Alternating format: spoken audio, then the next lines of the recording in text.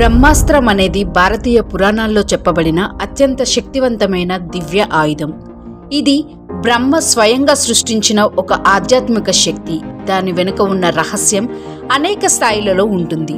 ఆధ్యాత్మిక, శాస్త్రీయ మరియు తాత్వికంగా కూడా ఉంటుంది. బ్రహ్మాస్త్రం సాధారణంగా శారీరకంగా తయారు చేసే ఆయుధం కాదు.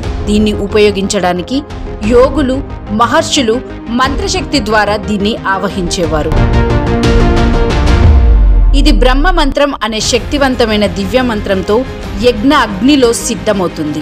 దానిని ప్రయోగించేవాడు తన మనస్సును పూర్తిగా కేంద్రీకరించి దైవానుగ్రహంతోనే దీన్ని వదిలేవాడు.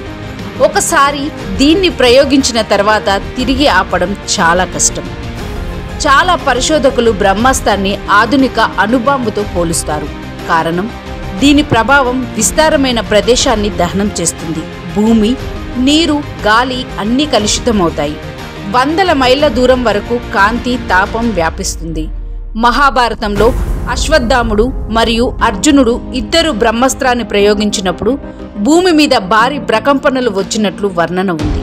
ఇది ఒక అణుబాంబు పేలుడు లాంటి దృశ్యమని అనేక మంది శాస్త్రవేత్తలు భావిస్తున్నారు. బ్రహ్మాస్త్రం అంటే కేవలం నాశనం చేసే శక్తి కాదు. దానిలో ఉన్న సృష్టి మరియు సంహారం సమతుల్యం అనే భావన కూడా ఉంది. బ్రహ్మాస్త్రం, బ్రహ్మ అనే సృష్టికర్త శక్తి నుంచి ఉద్భవించింది. కానీ అది సృష్టిని కాపాడడానికి కాకుండా ధర్మాన్ని రక్షించడానికి అవసరమైనప్పుడు మాత్రమే ఉపయోగించబడేది.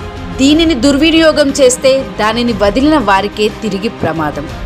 పురాణాలు చెబుతున్నట్లు బ్రహ్మాస్త్రాన్ని ఉపయోగించేది చివరి మార్గంగా మాత్రమే. అందుకే శ్రీకృష్ణుడు అశ్వత్థాముడిని దీన్ని వాడినందుకు శపించాడు. ఎందుకంటే దేవతా శక్తులు మనిషి చేతిలో ఉంటే, అవి నియంత్రణలో లేకపోతే సృష్టి ప్రమాదంలో పడుతుంది.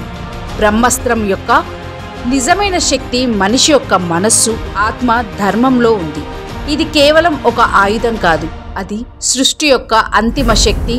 దాన్ని వాడగలిగేది పవిత్రమైన హృదయం, నియంత్రిత మనస్సు మరియు దైవ చైతన్యం కలవారు మాత్రమే. బ్రహ్మాస్త్రం ఒక దివ్య శక్తి. అది విజ్ఞానం, ఆధ్యాత్మికం మరియు ధర్మం మిళితమైన రహస్య ఆయుధం.